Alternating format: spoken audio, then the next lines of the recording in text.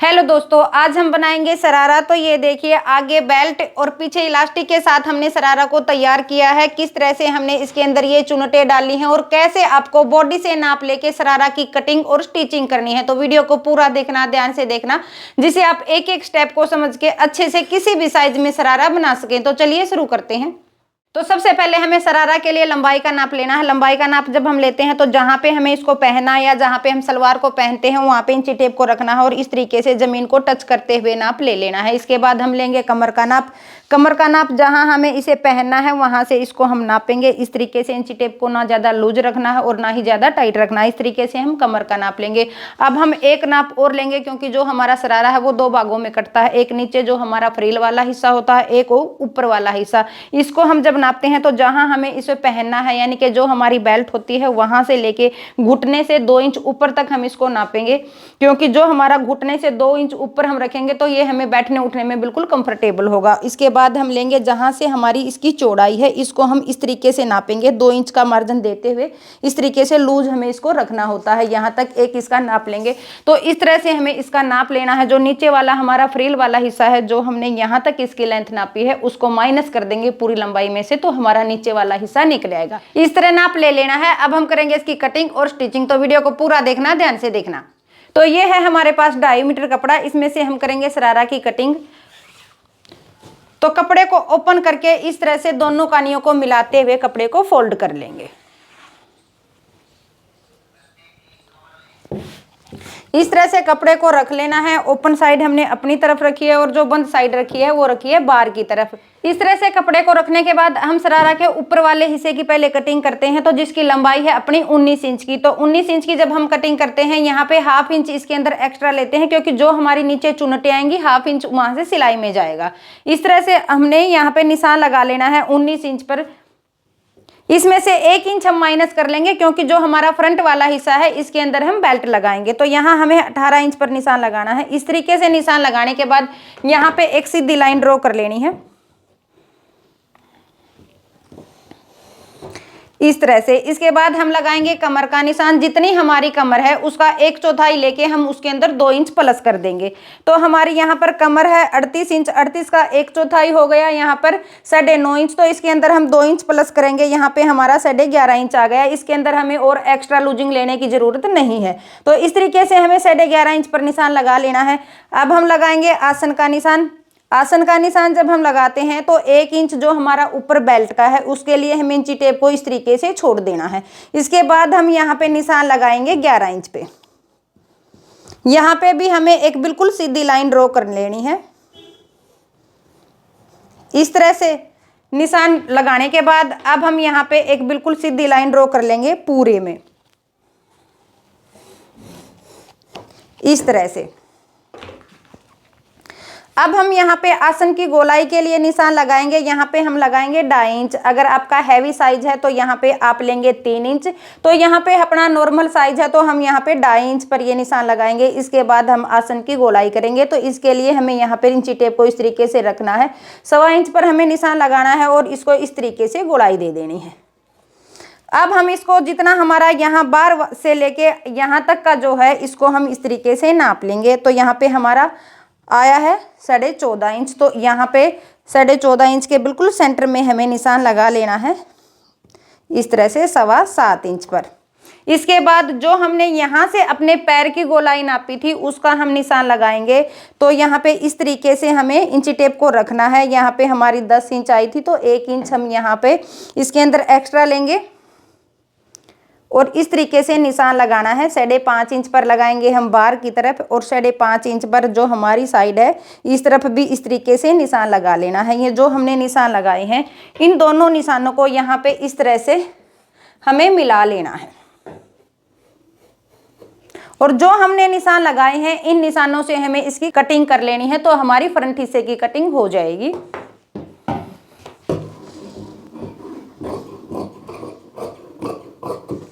इस तरह से हमने फ्रंट हिस्से की कटिंग कर ली है। अब करेंगे हम बैक हिस्से की कटिंग।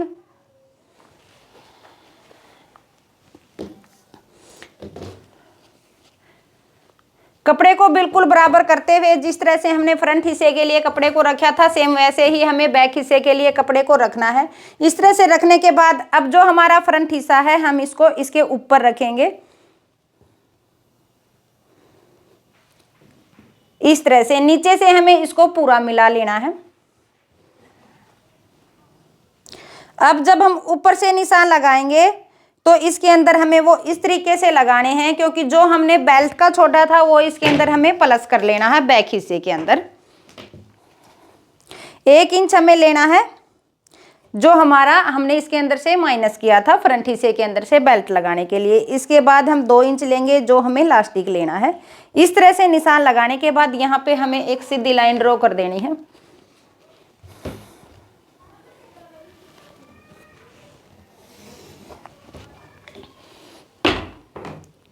इसके बाद इसको हमारी जो ये आसन की चौड़ाई है इसको ऐसे लाइन लगा लेंगे।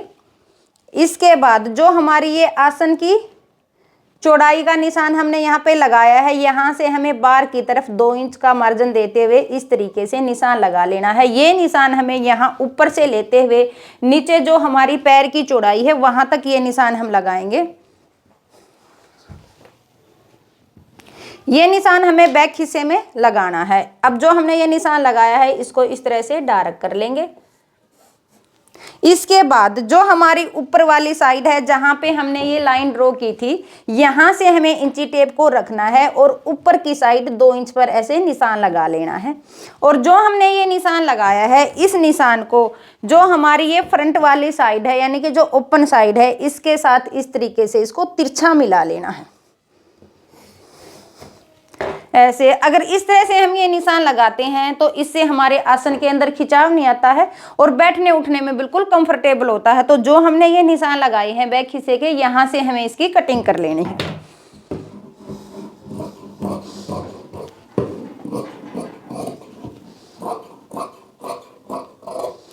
तो इस तरह से हमारी बैक और फ्रंट दोनों हिस्सों की कटिंग हो गई है। इस तरह से कटिंग करने के बाद अब जो हमारा नीचे वाला हिस्सा होता है जहाँ पे हमें चुनटे डालनी है उसकी हम कटिंग करेंगे। नीचे वाला हिस्सा निकालने के लिए जो हमारी फुल लेंथ है उसमें से हमने ऊपर वाले हिस्से को माइनस कर देना है। तो हमारी फुल लेंथ है 38 इंच की, ऊपर वाला हिस्सा हमने निकाला है 19 इंच का, तो हमारा जो नीचे वाला है वो 19 इंच का बच जाएगा। तो उसके लिए हमें कपड़ा देखना है हमारे पास कितना है। तो ये हमारे पास कपड़ा है, चुनटों के लिए हमें इसमें से कपड़ा निकालना है। तो जब हम इसके अर्ज को नापेंगे तो इसका अर्ज है हमारे पास 19.5 इंच, जिसमें कम चुनटे बनेंगी। तो इसमें से हमें इसको इस तरह से 4 फोल्ड कर लेंगे। इस तरह से 4 फोल्ड करने के बाद यहाँ पर हमारा जो बन जाएगा वो घेरा बनेगा 28 इंच का, जिसमें हमारी अच्छी चुनटे बन जाएंगी। तो इसकी लंबाई हम निकालेंगे 19 इंच की। जो हमें नीचे वाली लंबाई निकालनी है, ½ इंच हम उसके अंदर प्लस करेंगे तो 19.5 इंच की हमारी ये यहाँ पर आ जाएंगी। तो इस तरीके से हम इसको सेंटर से कट कर लेंगे।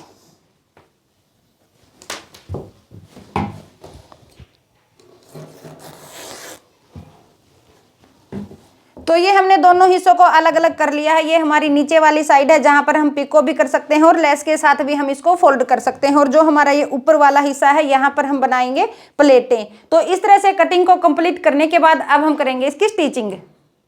सबसे पहले हम बैक हिस्से में इस तरह से आसन की सिलाई लगाएंगे।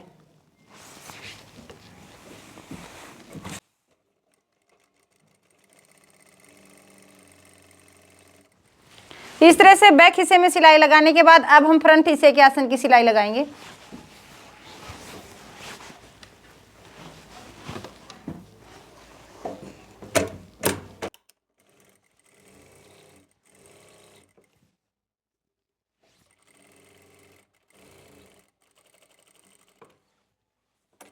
फ्रंट हिस्से में आसन की सिलाई लगाने के बाद अब हम इसके अंदर डालेंगे डाट। तो इसके लिए हमें जितना हमारा फ्रंट हिस्से का कमर का साइज है उसके बिल्कुल सेंटर में हमें निशान लगाना है। और इस तरह से निशान लगाने के बाद हमें इसकी लेंथ रखनी है 5 इंच की। इस निशान को इस तरीके से सीधा मिला लेंगे और इसको ऐसे हम डाट डालेंगे।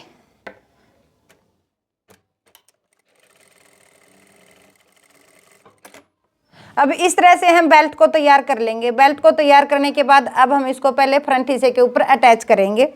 तो ये हमारे पास फ्रंट हिस्सा है। जब हम इसको अटैच करेंगे तो जो हमारी ये फ्रंट हिस्से की उल्टी साइड है, यहाँ पे हमें बेल्ट को इस तरीके से रखना है और यहाँ पे सिलाई लगा लेनी है।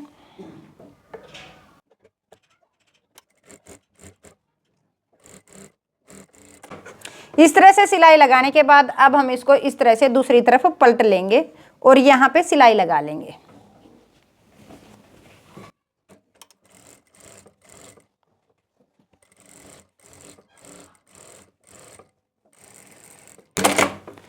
इस तरह से हमारा फ्रंट हिस्सा तैयार हो जाएगा। इस तरह से हमने फ्रंट हिस्से को तैयार कर लिया है। तैयार करने के बाद जो हमने बैक हिस्से में आसन की सिलाई लगा के उसको तैयार किया था, तो उसको इस तरह से हमने रख लेना है। इस तरह से रखने के बाद अब जो हमारा फ्रंट हिस्सा है इसको इसके ऊपर इस तरह से उल्टा रख लेंगे और जो हमारी ये साइडों वाली सिलाई है इसको हम लगा लेंगे दोनों तरफ से।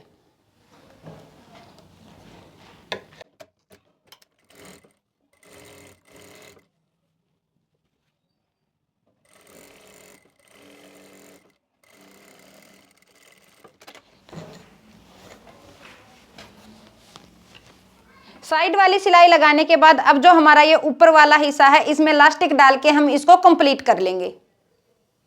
पहले हमें बैक वाले हिस्से को ऊपर से 1/2 इंच अंदर की तरफ फोल्ड कर लेना। इस तरह से फोल्ड करने के बाद हम अपने साइज के अकॉर्डिंग इलास्टिक लेंगे, उसके सेंटर में हमें इस तरह से निशान लगा लेना है और जो हमारी ये आसन वाली सिलाई है इस निशान को इसके ऊपर इस तरह से रखेंगे और यहाँ पे सिलाई लगा लेंगे। पहले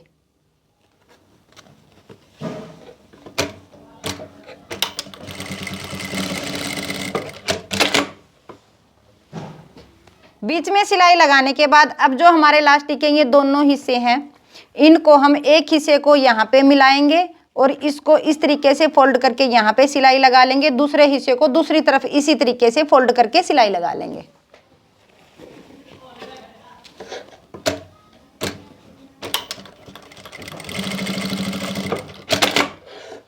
अब इस तरह से इलास्टिक को अटैच करने के बाद इस तरीके से हम इसको खींचेंगे और किनारे से सिलाई लगा लेंगे। हमारा ऊपर वाला हिस्सा तैयार हो गया है। ये है इसका फ्रंट हिस्सा और ये है बैक हिस्सा जिसको हमने इलास्टिक के साथ तैयार कर लिया है। अब जो हमारी ये अंदर वाली सिलाई है इसको हम बाद में लगाएंगे। अब इस हिस्से के अंदर हम डालेंगे प्लेटें। अब जो हमारा ये नीचे वाला कपड़ा है इसके अंदर हम छोटी छोटी प्लेटें डालेंगे।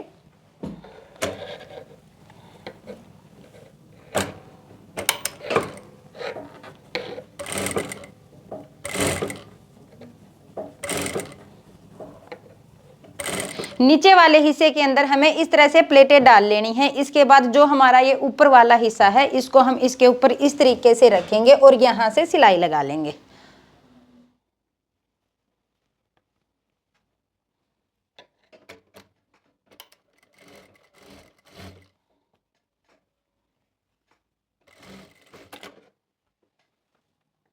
चुन्नटों के ऊपर से एक बैठी सिलाई लगा लेंगे। आप चाहें तो यहाँ पे लेस भी लगा सकते हैं।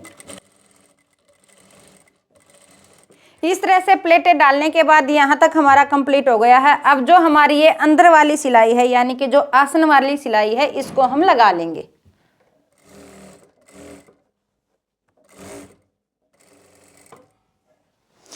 इस तरह से हो गया है हमारा शरारा तैयार। ये आगे हमने इसको बेल्ट के साथ तैयार किया है और पीछे है इलास्टिक। तो बहुत ही सुंदर हमारा शरारा बनके रेडी है। नीचे जो हमारा घेरा है इसके ऊपर हम करेंगे पिको। तो अगर आपको कुछ समझ नहीं आया है तो आप मुझसे पूछ सकते हैं। वीडियो को ज़्यादा से ज़्यादा शेयर करें, लाइक करें, कमेंट करें। धन्यवाद।